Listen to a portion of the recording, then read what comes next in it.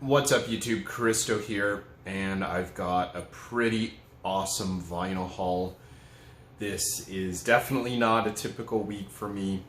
I hit a really awesome record sale and just by coincidence had a ton of pre-orders just show up like within literally the last week or so. So I've got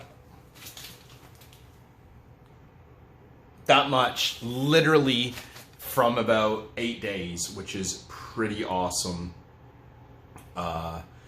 Like I said, I don't do this regularly, so don't think I buy like 30 records a week. I genuinely don't. Just a lot of things came together, but it's a pretty awesome haul. So I'm going to go through these really quickly. Just kind of go through them, talk about them a little bit. Say out there, because there's a lot of really cool reissues here. I don't know what's going on, but it must be like classic reissue season. So like the first, I don't know, maybe half a dozen or so things are all just like kind of cool reissues that I've been waiting for. Some very, very, very long time. Others just kind of popped up a couple months ago and like, that looks cool. Which is exactly what this is. The first Ghost record. I'm not a huge fan, I admit it. I gave them a try when this first came out. They were getting tons and tons and tons of coverage. The indie kind of metal world was just going nuts for them, and I finally listened to them and I was just like, okay, that sound and that image do not match up, and it just threw me, and I never really gave them much more of a chance. And kind of every couple of years, someone I know who has really good taste will say, you know, are you into Ghost, or have you checked out Ghost, or you got to check out Ghost kind of thing. And I'll check them out, and I kind of say or think the same thing, like the music and the image don't match up. Like this looks like it would be just like a really kick-ass black metal record, but it's quite poppy and well produced. So anyway, a friend I really do trust, who I talk to quite regularly, he kind of said the same thing. He didn't really think much of them the first time he heard them, and then that his image of them in his head was very different from what he heard. So he's like, he is actually a musician though, that's the difference between myself and him. And he's like, you just you know, check them out. And I checked them out. I listened to a couple tracks on this, off this on YouTube, and I was like, you know what, it's all right. I'm gonna find something by him, and I'll give him a chance. So I went online, and it turned out that their, I don't know, the reissue of this was coming out on pre-order, and I grabbed a copy. So this is a gold pressing that does have, it's kind of hard to see, but it does have like gold flakes in here, which I was kind of worried because I thought it would be like all gold flakes. Which I would worry about damaging my stylus, but it's not. So it's kind of like a gold vinyl pressing with some sparkles inside kind of thing. I know there was a Death in June reissue a couple years ago, maybe last year, where it was like a lot of sparkles or glitter inside of it, and people were complaining that the glitter was sticking out of the record and it was doing damage to their stylus. I don't know how true that is, if it's accurate or people just wanted a chance to complain. I don't know, but it's not like that, so I'm kind of happy. I'm going to listen to this. I'm going to approach it with an open mind. I'm always happy to admit when a band I kind of dismissed or didn't really think much of ends up impressing me. You know, if I like something I had never really thought of much before, great. So a band my friend used to talk about in high school, and I didn't really take him seriously. He had great taste, but what he described this band to be at the time didn't really interest or intrigue me much. Then probably about 4 or 5 years ago, I stumbled upon them again. Or I think every couple years I would kind of think of them, but it was only 4 or 5 years ago where I actually started trying to listen to their music. And I was like, you know what, this is kind of interesting. And this literally arrived in the mail today. The Frogs reissue, It's Only Right and Natural. With a gatefold. It's got one of those covers that's deceiving. where the cover sits like this, but it actually opens like this. They always trick me up. So I haven't actually read them yet. Like, this literally arrived today and I was at work. The liner notes are written by Jimmy from the band, and apparently someone on Discogs said that the liner notes themselves are worth buying the reissue for. So the original pressing of this, there was an original pressing of this done in the early 90s, 94 or something like that. Can't remember when this came out exactly, but it was early 90s definitely. And the vinyl's super hard to find. Even the Frogs, like, original CDs are super hard to find. But I don't know a heck of a lot about this album. I've kind of just been like cherry picking Frogs tracks. There's actually some really cool Frogs live tracks that I've been, you know, watching or, you know, listening to, checking out recently, on and off. I'll do some Castle Face stuff. So I'm a huge Osees fan, and I had to put in an order for the new album. But on top of that, I did get a Castle Face t-shirt, the one with like the square or cube castle with like the skeleton jaw underneath, which I thought was pretty cool. I've got a few Castle Face t-shirts I'm sure you'll see me sporting from now and again from time to time. So this is a recent color pressing of Floating Coffin, which is one of my favorite Osees records, which is on, like, I don't know, semi-translucent vinyl. I think it was like my third or fourth copy of Floating Coffin, so I will probably just play it once, see how the quality is, and then just store it. I don't know, some of the Castle Face reissues I've listened to recently, like the earlier stuff, Cool Deaths and Hounds of Foggy Notion and stuff, I've not been impressed with the quality, even on the black pressings, like the single color pressings, so we'll see how that sounds. But yeah, this is what I was looking for, Face Stabber. Have to say my interest in the Osees has kind of waned a bit in the last, I don't know, kind of 2 years or so. And I was a little bit disappointed because when this first came up for pre-order on Castle Face, I got it through the US site. They didn't announce it as a 2 LP, and it was $35 US, which is by far the most I've ever seen them. So I was like, man, they're charging like a 1 LP. You know, the last 2 or 3 double discs they've done have not been gatefold. And I'm like, man, they're charging a lot of money now for like a single, you know, non-gatefold, blah, blah, blah, if they're following the previous kind of formula they were under. But, wow, I gotta say, this packaging is heavy duty. It's really, really nice, high quality gloss finish. It is a gatefold, which I love. I don't really like the smote reverser and orc. Just kind of single pocket, single sleeve. Really nice glossy finish. This is so heavy, such high quality. I love it. Thank you for doing a nice heavy duty quality pressing. Custom inner sleeves. And I was fortunate enough to get one of the Blood in Your Eyeball, I believe it's called, pressing, which is kind of like foggy white, clear with red kind of blob in the middle, and it does come with a Face Stabber poster. So, you know, it was $35 US, and I was a bit off-put at first, but once I actually got it and held it in my hands, like, yeah, you know what, this is really good. And Smote Reverser, even though it's not my favorite Osees record, it does sound really damn good. I think it is just some of their stuff they've reissued lately that hasn't been sounding great. I haven't had good luck, but I'm really excited to listen to that. So 3 really super important reissues for me. One, because I have really close nostalgia connected to it. 2, because they have just been out of print for like 2 decades and impossible to find, at least for like what I would consider a good price. So the first one, Guided by Voices, Half Smiles of the Decomposed.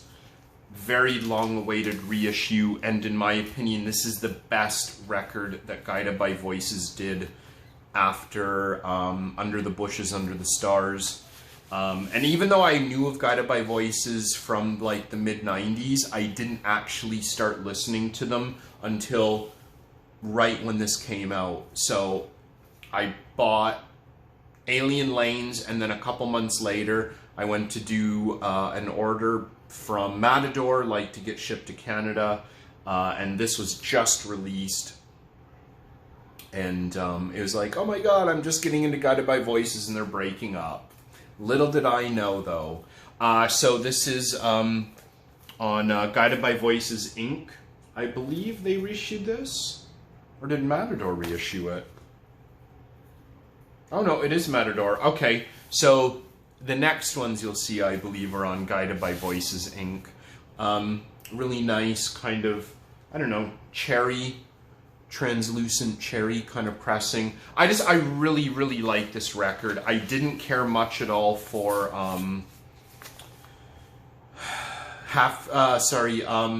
Universal Truths and Cycles.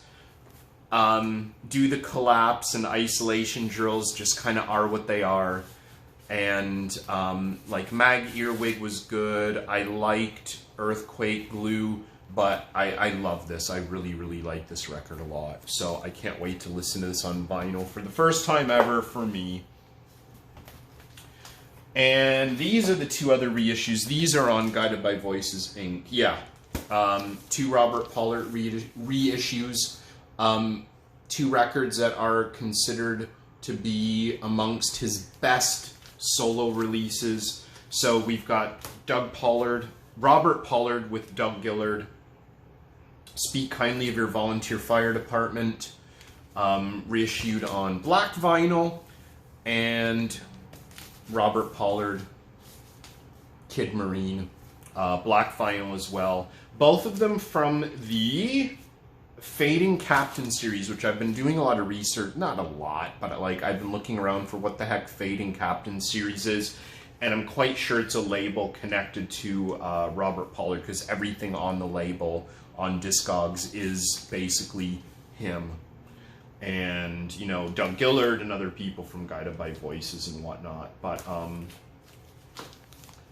yeah, I'm really excited to hear these. So, I remember a few years ago, Waved Out got reissued, and I bought it on the spot. There's a vinyl collector group that I'm a part of on Facebook, and we were talking about, you know, Guided by Voices and, you know, Robert Pollard, and the best Robert Pollard that isn't, you know, mainstream Guided by Voices, or, you know, Not in My Air Force, which is, you know, everybody knows Not in My Air Force. So, Waved Out, Kid Marine, and Speak Kindly of Your Volunteer Fire Department all came up. Lo and behold, a couple months later, Waved Out got reissued. I was so excited, pre-ordered it, got it. It's good. I like it. I don't love it. I might prefer Not in My Air Force, but it's still a really good record for someone who's put out as much as Uncle Bob. And then, yeah, the other two that consistently came up were these two, and then, you know, a year later, whatever, you know, they get reissued, so I'm pretty excited, which means that they are kind of working through Robert Pollard's back catalog, and eventually, hopefully, they're going to reissue Earthquake Glue. I do really like it. It's probably my next favorite after Under the Bushes, Under the Stars, and, you know, after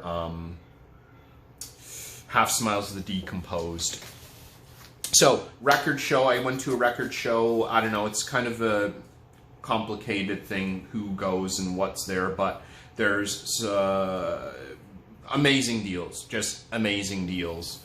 And I have found some of the weirdest, strangest, most obscure things. I've never found anything insanely rare, but I've found some pretty cool stuff before.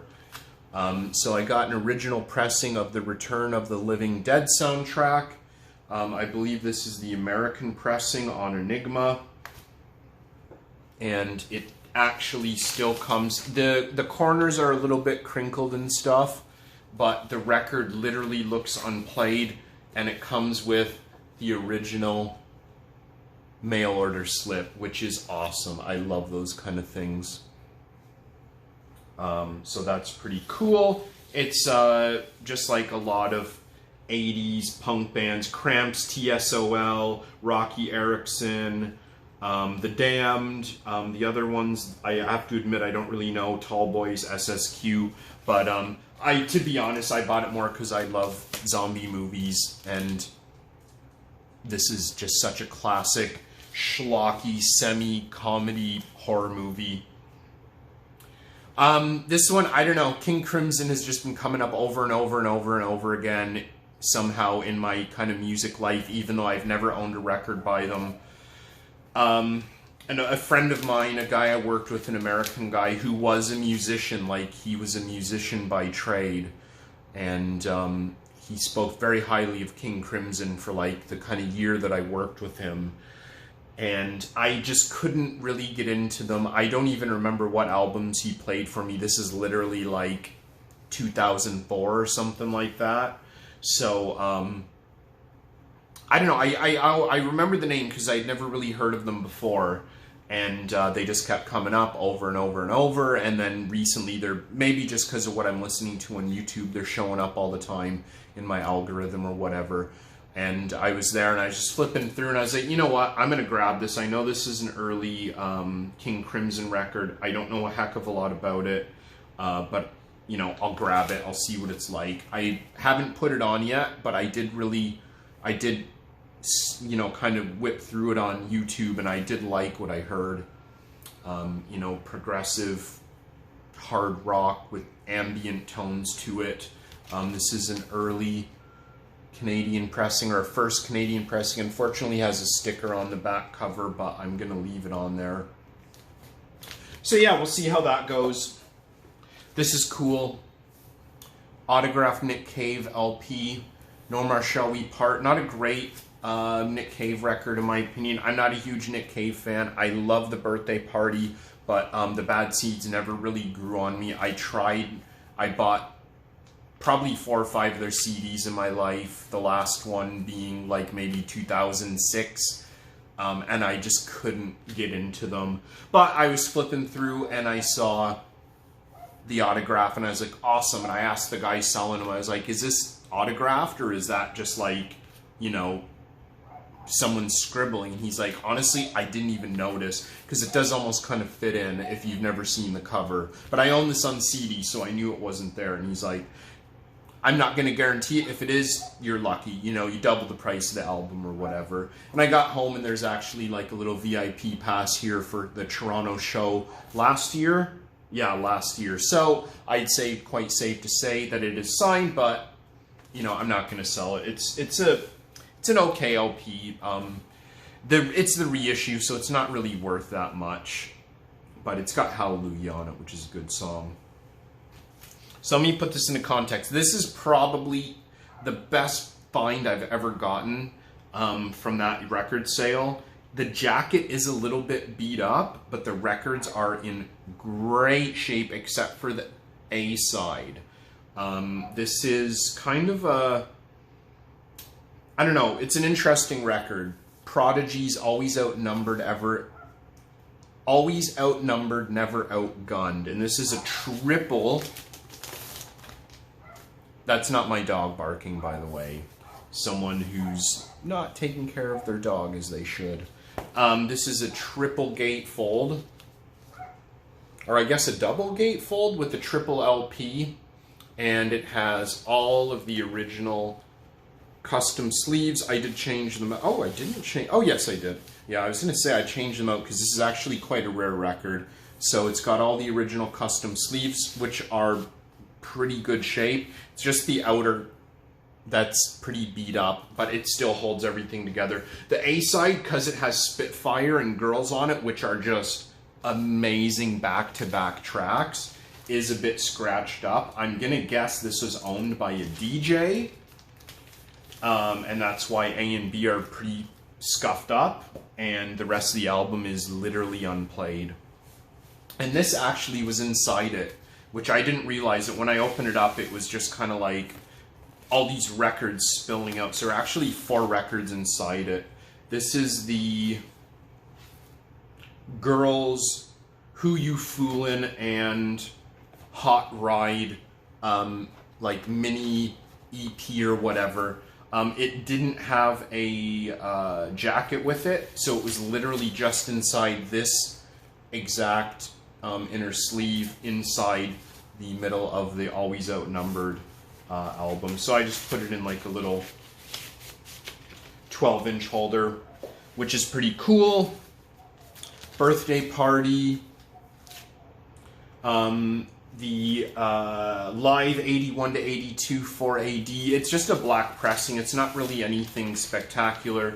It's a gatefold. Love Birthday Party. Love Birthday Party. Not too big on Nick Cave's solo work though, but I love this. I don't think that Birthday Party's live stuff is even that great, but I think this was $10. So I had to grab that because I've been hugely into the Birthday Party lately. Man, love Kool Keith. Genuinely, truly love Kool Keith.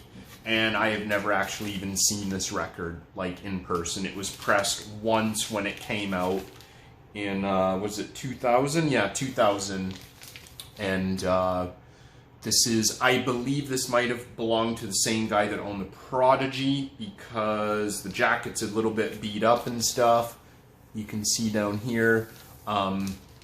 And again, the A side is a little bit scratched up. The B, C, D sides look like they've never been touched by a needle. So I have a feeling these are kind of like in rough shape. And let's see, what do I got? I got 4 left. Let me do this one first, actually. This is really cool. A little bit of Canadiana on a few reasons. Stompin' Tom. I love Stompin' Tom. He's kind of like Canada's Hank Williams.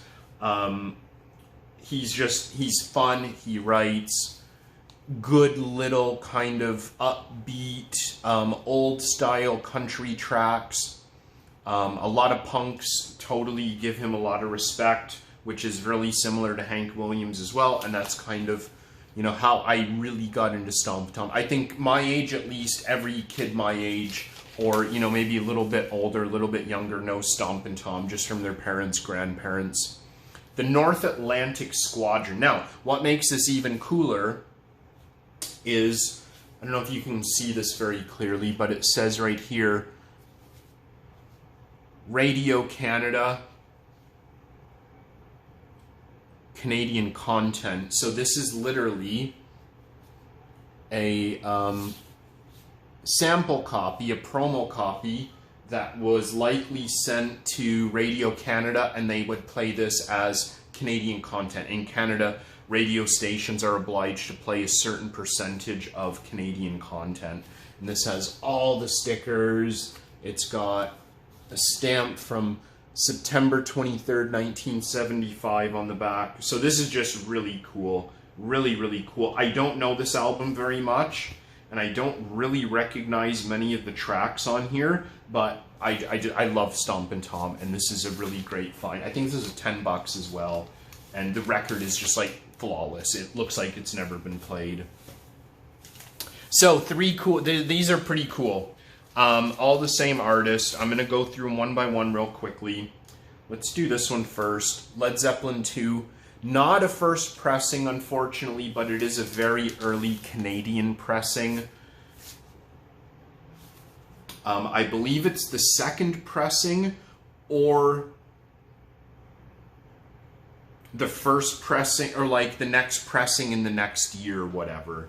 Because I think there's like 100 pressings of this or something, and there's like 2 or 3 pressings that were done the year that it came out, and then the next year they changed it around slightly and then did a bunch of more pressings. But this is the gatefold version, which is pretty cool. And yeah, the record looks unplayed, and I actually changed out the original sleeve because it came with like literally the original sleeve inside, which is just how flawless this record is.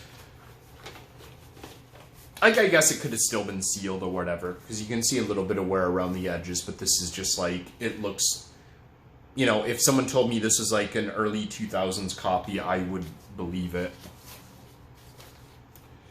And the next record, this is kind of an important record because it was my introduction to Led Zeppelin.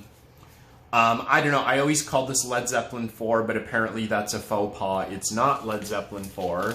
It's not the ZOSO or whatever that a lot of people call it. Apparently it's just referred to as Untitled. So I borrowed my dad's cassette probably when I was about 10, maybe 11 years old, and I listened to it like almost daily for years. I loved it, loved it. I'd never quite heard rock music. Like, I loved Queen and stuff like that, but I'd never heard anything kind of this that I would become to know as heavy. And this one actually does have the custom sleeve inside with the name that people apparently used to call the record. But yeah, I always called it 4, but apparently it's not called 4. I don't know, I could be wrong, but that's what I saw. And probably, maybe next to the Prodigy record, but the Prodigy record's pretty new and the cover's a little bit beat up. This is definitely my find. The original Led Zeppelin first pressing from Canada. This is so cool. I got this for 15 Canadian dollars. And you guessed it, it is like perfect condition. The only problem, it even came with the original inner sleeve as well, which I did change out, but I kept it in here.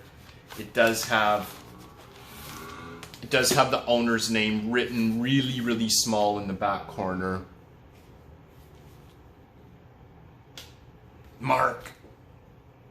But yeah, this is cool. This is so cool. I've heard this, but I've never actually heard it start to finish on a good stereo when I'm sitting and listening to it. So totally excited about that. But yeah, this is an awesome, awesome haul for me. Like, really, I don't do this much shopping this often of that high caliber as well. But I've got a few other cool reissues that are kind of on the way that are pre-ordered. I don't know what's going on. It's reissue season, I guess. Everybody's reissuing, which is cool because there's stuff that's been like impossible to find for a decade plus coming out now, which is just so cool. So anyways, there's my haul from the last week or so. I'm gonna get back on the collection videos, hopefully have a couple more of those up really soon. Thanks for tuning in, and yeah, see you around.